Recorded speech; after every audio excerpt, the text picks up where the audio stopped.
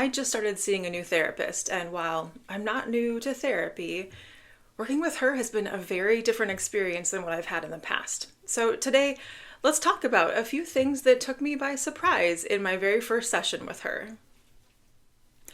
I'm Sarah from The Pretty Intellectual, a lifestyle website for Gen X women.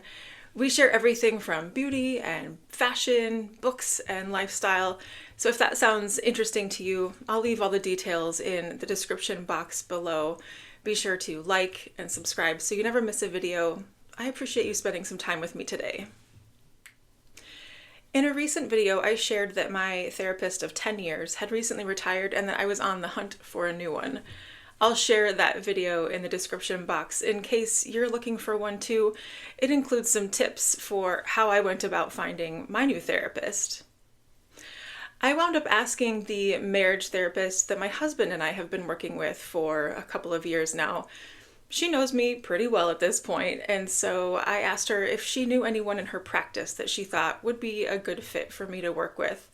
She gave me a couple of names, and I looked into each of them and wound up contacting one of them and scheduled an appointment.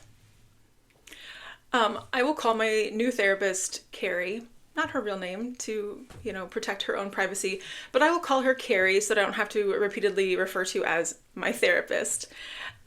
So I mentioned in my previous video that I was looking for someone new before I really needed someone, before I was going through something terrible or, just really had a problem or an issue that I needed help working through.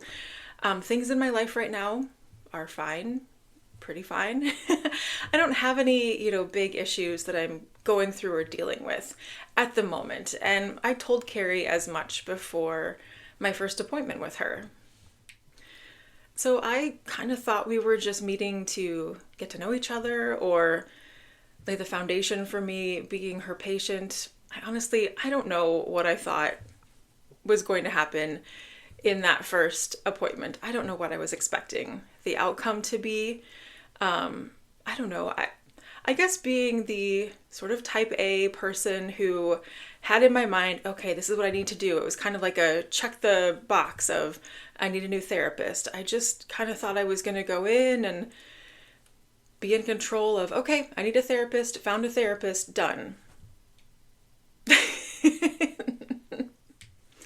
So, of course, the first appointment was about me telling her about myself and, some of the things that I have been working on, in the past and what my life is like and, the gist of who I am and what I have been working on and, just dealing with in my life.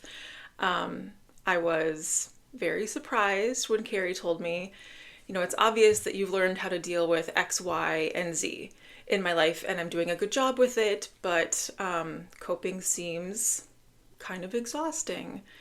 And if I wanted to do more than just cope with X, Y, or even Z, we could do that.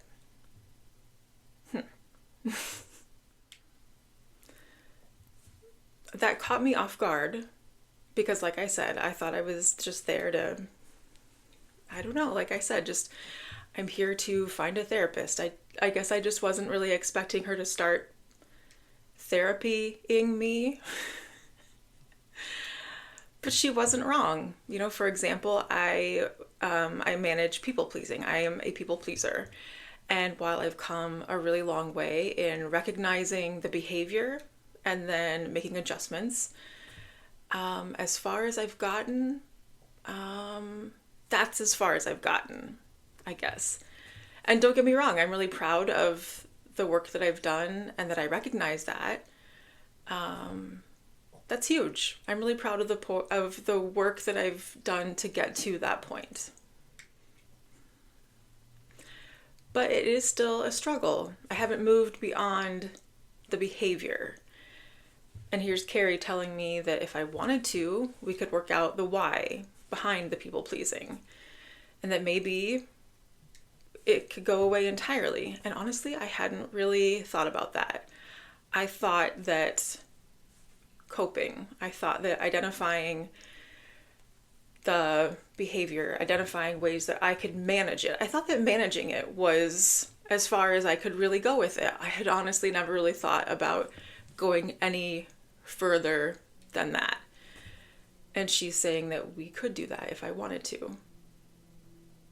Do I want to do that? So I guess that's the first thing that really took me by surprise, is what a difference having a fresh perspective on the way that I'm managing my life is. My previous therapist was wonderful. You know, like I said, we had 10 years of working together. But obviously, you know, we had a way of working together, and it worked for a very long time. But wow, what a difference, obviously, having a fresh set of eyes on a situation is. And that sounds so incredibly obvious as I'm sitting here saying that to you. It really does. But also, I'm not going to, beat myself up for that. There are so many things that I do in my life and that I'm guessing you do in your life that seem, you just do them. You do them the way that you do. And then when somebody else points out, hey, I do this differently, you kind of go, oh, well, sure. Yeah, that seems kind of obvious. So, aside from the obvious, the next thing that Carrie and I talked about was setting goals. And I love a good goal setting session. And that's also something that I have not done in a long time, especially around therapy. And I think because very often when I have presented at therapy, it is because I have a specific thing that's going on. Do you normally do therapy when you are trying to really address something that is present, or have you gone through this process where maybe you are setting some goals for longer term growth that you would like to work on? Let me know. I'd love to hear either of your experiences. It was really interesting as I was getting to know Carrie and just sort of feeling her out a little bit. I was trying to think about, I wonder what it is about her that made my marriage therapist think, oh, I bet that Sarah and Carrie would get along really well. And as Carrie began to explain how she operates, I was like, oh, okay, I get it. She was talking about, she likes to schedule at least 3 sessions in advance so that we have a good rhythm and we have plenty of things on the calendar together. And she was explaining, she has kind of a clinical process. She seems process oriented. And I am as well. I am a process oriented person. I like structure. I like organization. And I can come across as, kind of like a structured, buttoned up kind of person. I'm very aware of that. And Carrie was coming across that way as well. Right up until the point where we were chatting or we were saying something and Carrie said the F word. And I immediately felt relief because I thought, okay, and now I really understand why my other therapist thought that we would get along, because I am also, I am structured and I, come across as, I don't know. I'm not exactly sure how to say this to an audience of people that don't know me at all beyond what I'm sharing on the internet. But I am, people who know me know that, I love a good swear word and I am kind of a loosey-goosey kind of silly person. But that's only reserved for certain people. So it was just kind of a relief to see within this person that I'm going to be sharing the deepest thoughts of my life with, that, okay, there's a little bit of that underneath her as well. So I don't know, that just made me relax a little bit more into the whole experience. Yeah. Do you have a thing when you meet new people that when they do or say something, you're like, oh, okay, there it is. There's the relatability for me personally. Do you have that? So maybe that was the next surprise, that I needed a therapist who is willing to curse every once in a while. Who knows?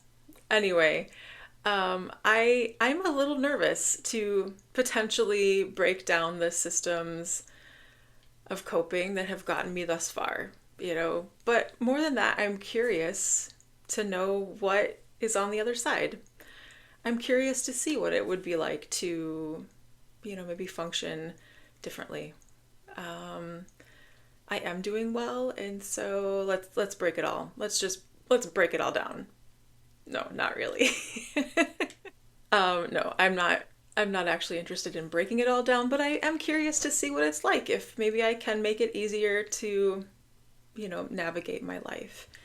And I do feel like I am, I'm at a particular point in my life where I feel like I'm prepared, and I have skills, and I have a toolbox.